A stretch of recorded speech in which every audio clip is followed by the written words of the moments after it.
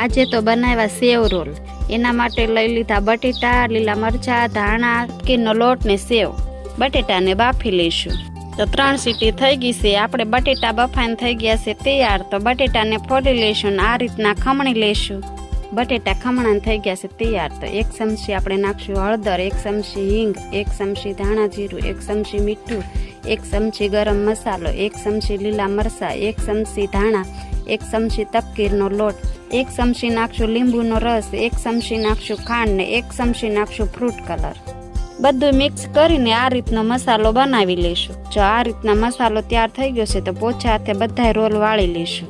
જો બધા રોલ તૈયાર થઈ ગયા છે તો 2 ચમચી મેંદાનો લોટ લઈને આ રીતનું આછું બેટર બનાવી લઈશું। એક રોલ બેટરમાં નાખીને આપણે સેવમાં રોળી લઈશું। જો આ રીતની સેવ લગાડશું તો તળવા ટાણે ઓછી ઉખડે। જો બધા રોલ થઈ ગયા છે તૈયાર। તો તળવા માટે તેલ મૂકી દઈશું। તેલ ગરમ થાય ત્યાં લગી આપણે બધા રોલને તળી લઈશું। રાતાશ પકડે ત્યાં લગી તળાવા દઈશું। આપણા રોલ તળાઈને થઈ ગયા છે તૈયાર। વિડીયો ગમ્યો હોય તો લાઈક કરવાનું ભૂલતા નહીં।